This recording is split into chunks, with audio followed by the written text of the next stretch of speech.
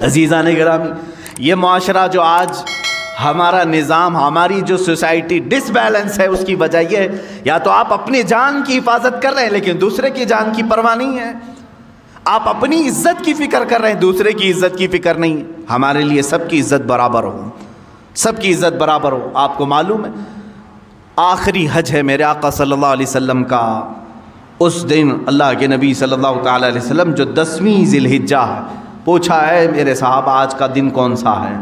کہا 10ویں ذی الحجہ ہے۔ حضور صلی اللہ تعالیٰ علیہ وسلم صحابہ سے فرماتے ہیں یہ زمین کون سی ہے تمہیں معلوم ہے؟ کہا اللہ کی مقدس سرزمین بلد اللہ الحرام، مکہ مکرمہ۔ فرماتے ہیں یہ گھر خانہ کعبہ جانتے ہو؟ کہا یہ اللہ کا سب سے مقدس گھر ہے۔ اب سنو میرے آقا صلی اللہ علیہ وسلم فرماتے ہیں اس مہینے کی جیسی حرمت ہے، عزت ہے ذی الحجہ کی، اس شہر کی جیسی عزت ہے، اس خانہ کعبہ کی جیسی عزت ہے، حضور فرماتے ہیں میرے نزدیک ایک مومن کی عزت اس سے بڑھ کر کے ہے۔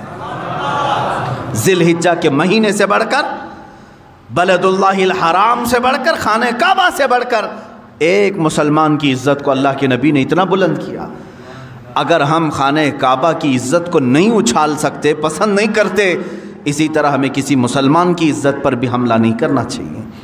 یاد رکھیں قیامت کے دن ان معاملات میں پھنس جائیں گے۔ اب رہی بات مال کی حفاظت، مال کی حفاظت، یہاں پر بھی جو بیلنس بگڑا ہے اس کی وجہ صرف یہی ہے کہ آپ اپنے مال کو تو تجوریوں میں مکفل کر دیے لیکن دوسرے کے مال کی پرواہ نہیں۔ ہونا تو یہی چاہیے کہ میرا مال جس طرح محنت کا ہے اسی طرح میرے بھائی کا بھی مال ہے۔ اگر آپ کے پاس کسی نے 100 روپے دے دیے تھے تو واپس پلٹانے میں کیوں آئیں کائیں کرتے ہو؟ تمہاری نیتیں خراب کیوں ہو گئیں؟ تم نے امانت میں خیانت کیوں شروع کیا؟ ایک دو نہیں، ہزاروں لوگ ہیں یہاں پر جو اس بات سے جوجھ رہے ہیں کہ جس کو کسی کام کے لیے پیسہ دیا تھا وہ کھا گیا، دینے کا نام نہیں لیتا، اور پھر دیکھو تو داڑھی رکھا ہے، ٹوپی رکھا ہے، نمازوں میں آتا ہے۔ ایسے بہت سارے ہیں۔ عزیزان گرامی وقار، ایک مال مسلم کے ساتھ جو ناانصافی ہوگی، جانتے ہیں اس کا وبال کیا ہے؟ اس کا وبال یہ بھی ہیومن رائٹس میں ہے یا نہیں؟ ہر ایک کے مال کی حفاظت ہیومن رائٹس ہے کہ نہیں؟ انسانی حقوق ہے۔ جس طرح تم اپنا مال ضائع کرنا نہیں چاہتے، اسی طرح کسی دوسرے کا مال تمہارے پاس آیا تو تم اس کو کھا کر کے کیوں بیٹھے؟ اس کو واپس کیوں نہیں پلٹایا؟ یہاں سے دشمنی شروع ہو گئی، معاشرے میں بگاڑ پیدا ہو گیا، اور آج تمہارے ہی خود سے اعتماد ہٹ گیا، ایک دوسرے کو کوئی قرض دینے کو تیار نہیں آج۔ کیوں؟ معلوم نہیں ہے کہ ہزاروں مثالیں ملتی ہیں، کھا جاتے ہیں لوگ، کھا جاتے ہیں۔ تمہارے ساتھ تجارت کرنے کو کوئی تیار نہیں، کیوں؟ امانت ختم کر دیا۔ جب تک تمہیں امانتوں کو واپس پلٹانے کی عادت نہ آ جائے تمہاری برکتیں بھی چھین لی جائیں گی، برکتیں ختم ہو جاتی۔ اب سنو، تم بہت بڑے یہاں 1,00,000 2 لاکھ کھا کر کے ڈکار تک نہیں لے رہے ہیں، 1 درہم کی بات کرتا ہوں، 2 درہم کی بات کرتا ہوں۔ مدینہ رسول ہے، اللہ کے حبیب صلی اللہ تعالیٰ علیہ وسلم کی بارگاہ میں ایک صحابی رسول کا انتقال ہوا، جنازہ آیا، جنازے کے لیے صفیں کھڑی ہو گئیں۔ اللہ کے حبیب صلی اللہ تعالیٰ علیہ وسلم آگے بڑھے، جنازہ پڑھانے سے پہلے میرے آقا صلی اللہ علیہ وسلم نے پوچھا اس پر کسی کا قرض تو نہیں تھا؟ اس پر کسی کا حق باقی تو نہیں تھا؟ تو ایک جماعت میں کھڑے صف میں ایک صحابی نے کہا ہاں یا رسول اللہ، یہ میرے 2 درہم باقی چھوڑ گیا ہے، میرے 2 درہم اس کے پاس تھے، ادا نہیں کیا اور موت آ گئی اس کی۔ اللہ کے حبیب صلی اللہ تعالیٰ علیہ وسلم کے الفاظ سنو، حدیث پاک میں موجود ہیں، صلو علی صاحبکم ولا اصلی علیہ، اے لوگو تم چاہو تو نماز پڑھ لو، میں اس پر نماز نہیں پڑھوں گا۔ 2 درہم باقی رکھ کر کے گیا، جنازہ تیار ہے، میں اس کی نماز جنازہ نہیں پڑھتا، تم چاہو تو پڑھ لو۔ اللہ کے حبیب صلی اللہ تعالیٰ علیہ وسلم یہ فرما کر پیچھے ہٹ گئے۔ جو رشتہ دار صحابہ تھے یا ان کے قریبی تھے انہوں نے کہا اے اللہ کے حبیب صلی اللہ علیہ وسلم 2 درہم پر نماز جنازہ نہیں ہوگی؟ کہا ہاں، یہ حقوق انسان ہے، حقوق العباد ہے، یہ ہیومن رائٹس ہے۔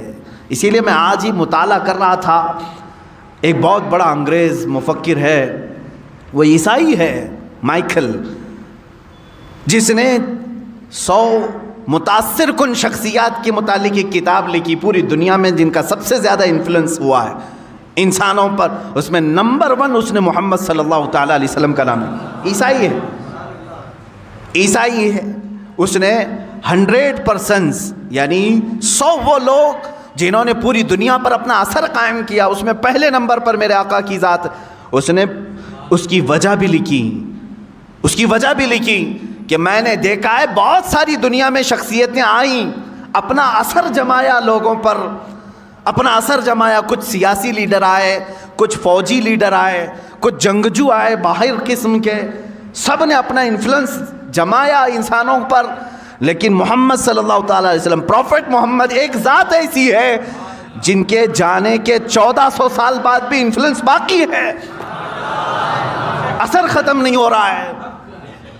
اور ایسے مضبوط قوانین انہوں نے بنائے تھے کہ وہ اپنے لیے بھی اس کو امپلیمنٹ سمجھتے تھے اور سارے لوگوں کے لیے بھی۔ یہ کون کہہ رہا ہے؟ ایک انگریز مفکر کہہ رہا ہے۔ اللہ کے حبیب صلی اللہ تعالیٰ علیہ وسلم اصول کے اس قدر پابند تھے، پابندی کرانے والے تھے۔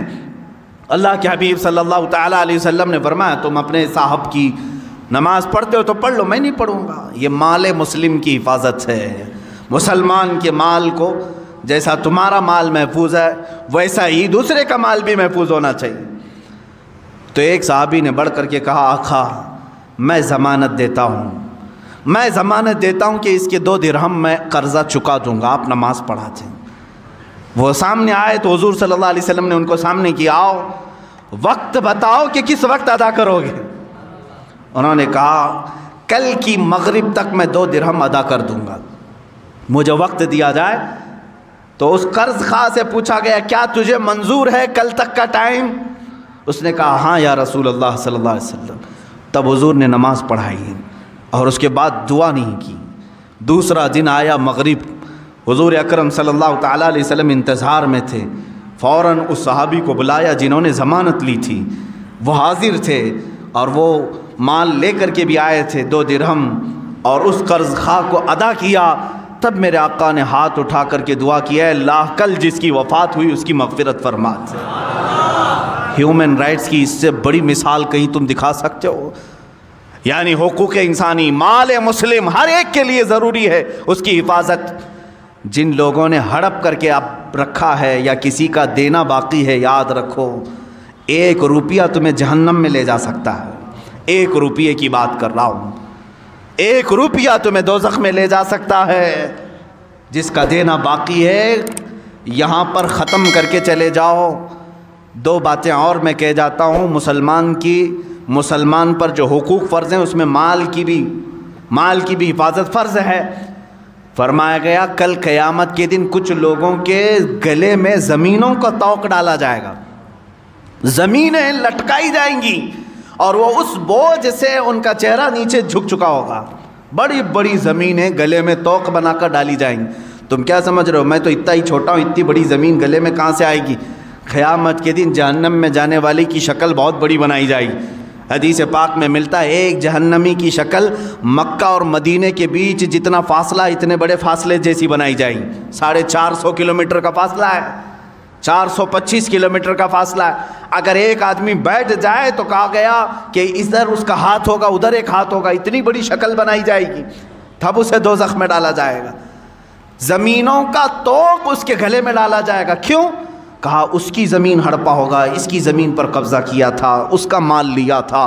یہ سب قیامت کے دن سَيُطَوَّقُونَ مَا بَخِلُوا بِهِ يَوْمَ الْقِيَامَةِ۔ اللہ تعالیٰ نے قرآن میں بھی فرمایا جو کچھ انہوں نے بخالت کی وجہ سے بچا کر اپنے پاس رکھ لیا تھا یہ توق بنا کر گلے کا ہار بنا کر کے قیامت کے دن ڈالا جائے گا۔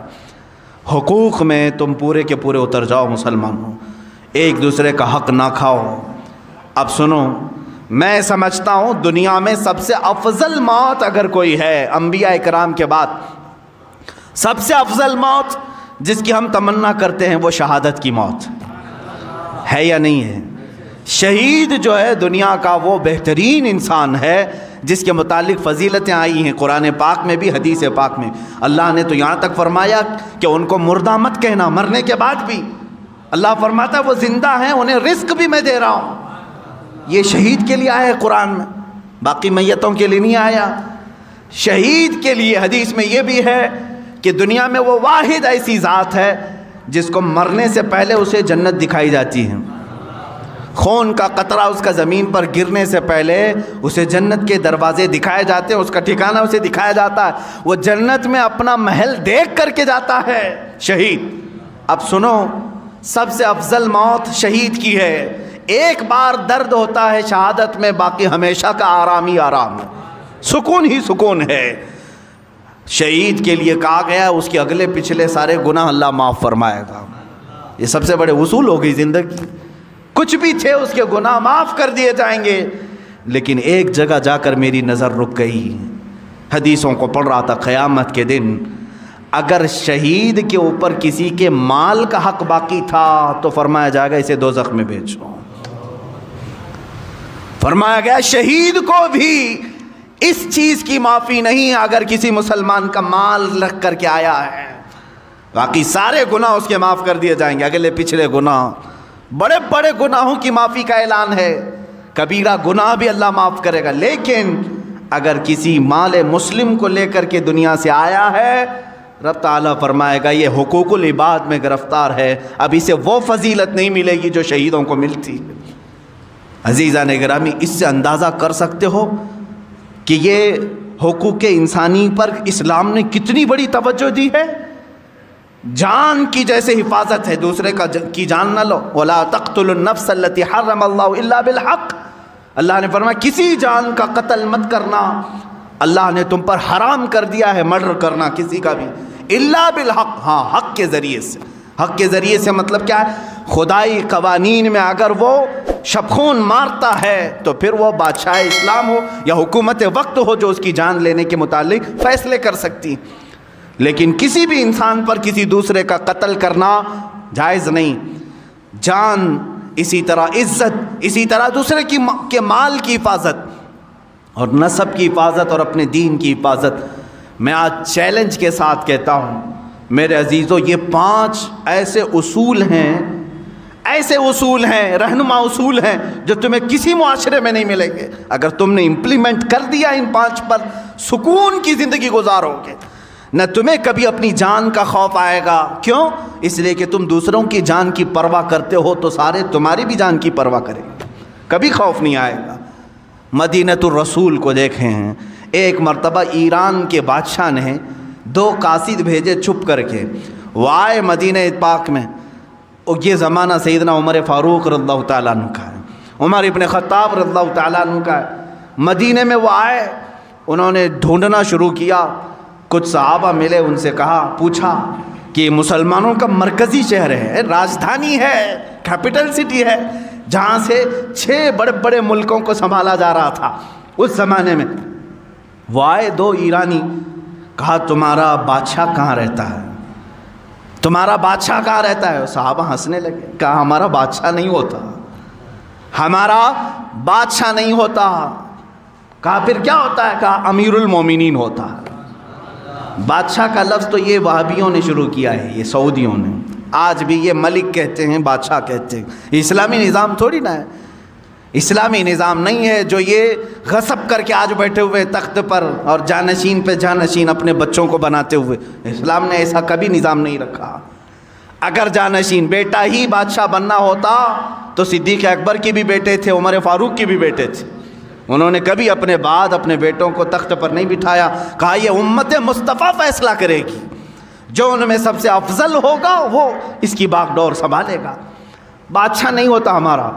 کہا ٹھیک ہے، بادشاہ نے امیر المومنین، چلو ٹھیک ہے امیر المومنین، تمہارے یہاں بولنے کا لفظ الگ ہوگا، اچھا اس کا محل کہاں ہے؟ وہ پھر مسکرائے، کہا اس کا محل بھی نہیں ہوتا، اس کا محل بھی نہیں ہوتا۔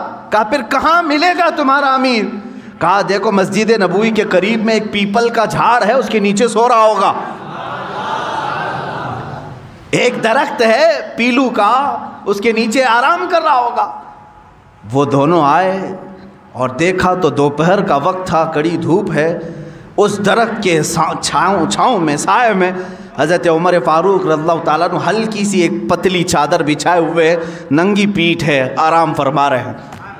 دیکھ کر کے وہ ہیبت زدہ رہ گئے، یہی عمر ہے جس سے قیصر و کسریٰ تھرا رہے ہیں، وہ کپ کپی ہے ان کے اندر، اور یہ یہاں تنہا سو رہا ہے۔ اسی اسنا میں حضرت عمر فاروق رضی اللہ تعالیٰ عنہ کی آنکھ کھل گئی۔ آپ نے پوچھا تم لوگ قاصد بن کر کے آئے ہو اور دل میں سوچ رہے ہو گے کہ ابھی چاہیں تو ہم حملہ کر لیں۔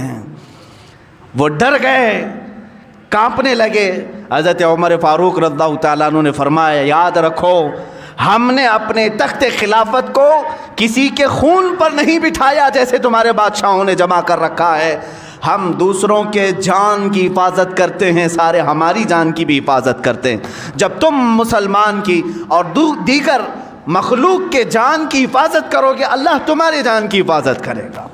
اللہ رب العزت میری حفاظت میں، جب تک رب تعالیٰ نہ چاہے مجھ پر کچھ نہیں ہوگا۔ یہ توکل تھا، وہ یقین تھا، اور مدینہ طیبہ میں اس طرح سے آرام سے رہنے کی ایک وجہ یہی تھی کہ ان کا دل اندر سے پاک تھا کہ ہم سب کسی دوسرے کی جان کی ہم اس طرح سے بے حرمتی کرنا نہیں چاہتے، تو اللہ تعالیٰ جب تک نہ چاہے ہمارے ساتھ کچھ برا نہیں ہوگا۔ میرے عزیزو، آج کے حالات پر میں تھوڑی سی بات یہ کر دوں، یہ اسلامی اصول ہیں جو میں نے بتائے، ہیومن رائٹس کا سب سے بڑا سبق ہے اسلام میں، لیکن جو ہیومن رائٹس کے سب سے بڑے علمبردار ہیں آج، وہ امریکہ ہو، یورپ ہو یا UN، جس میں 1948 میں ایک اعلامیہ جاری کیا گیا تھا سن 1948 میں کہ ہر ایک دنیا میں رہنے والے انسان کو کچھ فنڈامنٹل رائٹس ہیں، ہر ایک کو تعلیم کا حق ہونا چاہیے، ہر ایک کو آزادی رائے کا، اظہار رائے کی آزادی ہونی چاہیے، مذہب کی آزادی ہونی چاہیے، کھانے پینے کا اس کا اپنا رائٹ ہے، فنڈامنٹل رائٹ ہے، شادی اس کا اپنا رائٹ ہے۔ یہ سب ایک اصول بنا کب؟ 1948 میں۔ اس سے پہلے کہاں تھے؟ ایک دوسرے کا حق مار رہے تھے۔ چلو ٹھیک ہے، ہم مان لیتے ہیں 1948 کے بعد ہیومن رائٹس تمہیں پوری دنیا میں پھیلانے کا ایک شوق تو آیا، لیکن 70 سال کے بعد بھی امپلیمنٹ نہیں کر سکے، آج تک نہیں کر سکے۔ دادا گیری، گنڈا گردی آج بھی جاری ہے۔ کیا امریکہ جس زمین پر اترتا ہے وہاں کے انسانوں کا احترام کرتا ہے؟ کیا وہاں کے بچوں کا، وہاں کی عورتوں کا خیال کیا جاتا ہے؟ جاؤ اگر دیکھنا ہو تو عراق کی سرزمین بنجر کر کے رکھا ہے، جہاں سے سبزے بھی نہیں اگتے، اتنے بم برسائے انہوں نے، کیمیکل کے ہتھیار ملک شام پر ڈالے، لاکھوں کی تعداد میں بچے فنا ہو چکے، بے گھر ہو چکے ہیں۔ کچھ ایسے اولاد ہیں جن کی عمر 8 سال 9 سال، ماں بھی فوت باپ بھی فوت۔ کیا یہ ہیومن رائٹس ہے؟ کیا یہ انسانی حقوق ہے؟ اسی طرح میرے عزیزو، یورپ کی سرزمین نے آزادی کے نام پر جو ننگا ناچ دکھایا پوری دنیا کو، عورتوں کو بھی ننگا کر کے بازار میں لائے، مردوں کو بھی ننگا کر کے لائے۔ اب تو یہ ہیومن رائٹس کے نام پر اتنی آزادی دینے کو چاہتے ہیں کہ بیٹا چاہے تو ماں سے نکاح کر لے، بھائی چاہے تو اپنی بہن سے بیاہ کر لے۔ یہ ہیومن رائٹس ہے، یہ آزادی ہے۔ اسلام اس چیز کے متعلق ہرگز نہیں پسند کرتا۔ ہمارے یہاں نسب کا بھی احترام کیا جاتا ہے اور دین کا بھی اہتمام کیا جاتا ہے۔ اور اسی طرح ہیومن رائٹس کی بات کرنے والی بہت ساری تنظیمیں، NGOs ہیں، لیکن وہ NGO کے نام پر جو دوسرے کام کرتی ہیں وہ بھی ہمیں معلوم ہے۔ ہمارے اس ملک میں ہیومن رائٹس کی جو دھجیاں اڑائی جا رہی ہیں، اس پر کیوں گفتگو نہیں ہوتی؟ یہاں پر بھی کاسٹزم کتنا بڑا جراثیم بن کر کے پھیلا ہوا ہے، کتنا بڑا ناسور ہے، خاص طور پر ہندوستان کے ان علاقوں میں، راجستھان میں، اتر پردیش میں، بہار، کاسٹزم ایسا ہے کہ ایک برادری کی لڑکی دوسرے بڑے اعلیٰ ذات والے سے نہ کبھی شادی کر سکتی ہے، شادی تو دور کی بات، اس کو چھو بھی نہیں سکتی۔ میں اجمیر پاک گیا تھا، وہاں پر بھی ایک ہندو صاحب ہیں، انہوں نے آ کر کے کہا کہ مجھے میرے گاؤں سے بھگایا گیا ہے صرف اس لیے کہ ایک اعلیٰ ذات کی لڑکی کے ساتھ میں نے بات چیت کی تھی، میرا حقہ پانی بند ہے، میرا آنا جانا بند ہے، پورے گاؤں والوں نے بائیکاٹ کر رکھا ہے۔ کہا اس پہ پولیس کچھ نہیں کہتی؟ کہا پولیس بھی تو پنچایت کے نیچے ہوتی ہے نا، جیسے گاؤں والے فیصلہ کریں گے۔ آج تک چل رہا ہے، لوگوں کے حقوق مارے جاتے ہیں، اور بڑی ذات کے لوگ اگر جرم کریں تو اسے چھپا دیا جائے۔ چھوٹی ذات کے لوگ اگر جرم کریں تو انہیں پھانسی پر لٹکا دیا جائے، بلکہ یہاں تو اب کورٹ فیصلہ نہیں کرتی، خود ہی لوگ فیصلہ کر جاتے ہیں، مار کر ختم کرتے ہیں۔ عزیزان گرامی وقار، میں پھر سے یہی بات کرنا چاہوں گا، اللہ کا ہزارہ نہیں کروڑہ احسان ہے، اس نے ایک پاکیزہ دین اسلام میں ہمیں پیدا کیا ہے، جہاں ہمیں اللہ رب العزت نے کاسٹزم کے تمام فرق کو ختم کرنے کا حکم دیا۔ اللہ تعالیٰ نے فرمایا ہے کہ ان اکرمکم عند اللہ اتقاکم، تم میں کوئی بھی افضل نہیں، کوئی افضل نہیں، تم میں سب سے زیادہ افضل وہ ہے جس کے اخلاق سب سے اچھے ہوں گے، جو پرہیزگار سب سے زیادہ ہو، وہی افضل ہے۔ وہ چاہے کسی بھی چھوٹی برادری میں پیدا کیوں نہ ہوا ہو، وہ ہمارے لیے افضل ہے، تقوی سے افضل ہوگا۔ یہاں تک کہ سادات ہمارے ہاں بالکل محترم ہیں، حضور اکرم صلی اللہ تعالیٰ علیہ وسلم کی آل ہیں، لیکن خاندان کا یہ تعصب ان کے لیے بھی جائز نہیں۔ اگر کوئی یہ کہے میں سید ہوں مجھے ٹیکس دو، تو وہ جرت کر رہا ہے دین اسلام میں، اسلام میں وہ جرت کر رہا ہے۔ میں سادات کو بہت ادب کی نگاہ سے دیکھتا ہوں، اور یقیناً ہمارے آقا صلی اللہ علیہ وسلم نے ہمیں حکم بھی فرمایا، لیکن سادات کو جس طرح سے فوقیت حاصل ہے وہ ہمارا اپنا پرسنل معاملہ، ہم ادب و احترام کریں، لیکن جو سادات ہیں ان کے لیے حضور نے کیا فرمایا؟ اپنی بیٹی حضرت فاطمہ سے کہا تو عمل چھوڑنا مت، اعملی یا فاطمہ، اے فاطمہ نماز روزے حج و زکوٰۃ جو تم پر فرض ہیں اس میں کوتاہی نہ آنے پائے، یہ سوچ کر کے کہ میں رسول کی بیٹی ہوں عمل نہیں چھوڑنا۔ حضور نے اپنی بیٹی کو حکم دیا ہے، بعد کے آنے والی اولاد پر تو اور بھی زیادہ فرض ہے۔ عزیزان گرامی، کاسٹزم یا یہ خاندانی تعصب، اس چیز کو اگر کوئی لے کے آتا ہے یہ خان ہے، یہ پٹھان ہے، یہ مرزا ہے، یہ سید ہے، یہ تمام تصورات اسلام میں نہیں ہے میرے عزیز۔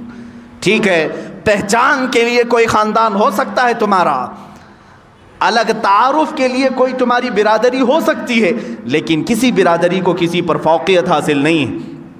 اگر ایسا ہی ہوتا تو میں نے دیکھا ہے سادات ہمارے ہاں افضل خاندان ہے، اس میں ہمیں بھی معلوم ہے، لیکن جب بغداد مقدس کے سلطان الاولیاء سیدنا عبد القادر جیلانی قدس اللہ سرہ شریف کی بارگاہ میں جاتا ہوں، دیکھتا ہوں یہ سلطان الاولیاء ہے، قطب الاقطاب ہے، شہباز لامکانی ہے، قندیل سمدانی ہے، سارے ان کو اللہ تعالیٰ نے مقامات و مراتب عطا کیے۔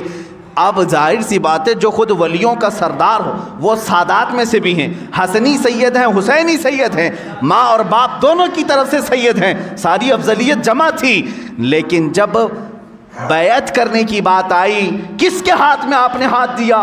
ابو سعید مخزومی رحمۃ اللہ تعالیٰ علیہ، جو سید نہیں تھے، غیر سید کے ہاتھ میں آپ بیعت ہوئے۔ اب ہندوستان کے سلطان غریب نواز کی بارگاہ میں دیکھیں، سلطان الاولیاء یہ خود بھی سید زادے ہیں، سرکار غریب نواز آل رسول میں ہیں، عطائے رسول بھی ہیں، لیکن پیر و مرشد خواجہ عثمان ہارونی سید نہیں ہیں۔ اسلام نے یہ ہمیں بتایا ہے کہ ہمارے یہاں خاندان افضل ہیں، لیکن اگر کوئی غریب نواز کا پیر بن سکتا ہے غیر سید، غوث پاک کا کوئی پیر بن سکتا ہے غیر سید، تو اسلام یہی بتانا چاہتا ہے تم میں افضل وہ ہے جس کا تقوی زیادہ ہو، افضل وہ ہے جس کا تقوی زیادہ ہو۔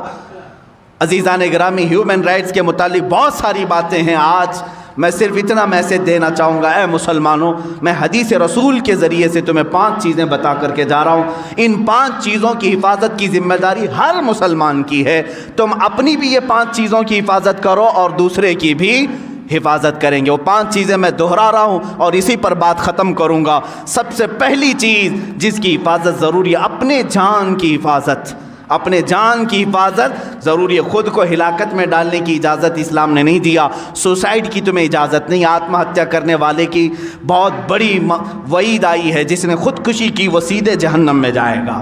تمہیں اپنے جان کی حفاظت کرنے کا حکم دیا گیا۔ جو اپنے آپ کو تباہ کر رہے ہیں، چاہے وہ کسی نشے کے ذریعے سے یا کسی دوا کے ذریعے سے، وہ بھی خودکشی میں آئے گا، وہ بھی خودکشی میں آئے گا۔ کوئی اتنا نشہ کر لیا کہ مر گیا تو اس نے اپنے آپ کو ہلاک کر دیا، جہنم میں جائے گا۔ خودکشی کرنے والا، اپنے جان کی حفاظت کرو اور دوسرے کی جان کی حفاظت کرو۔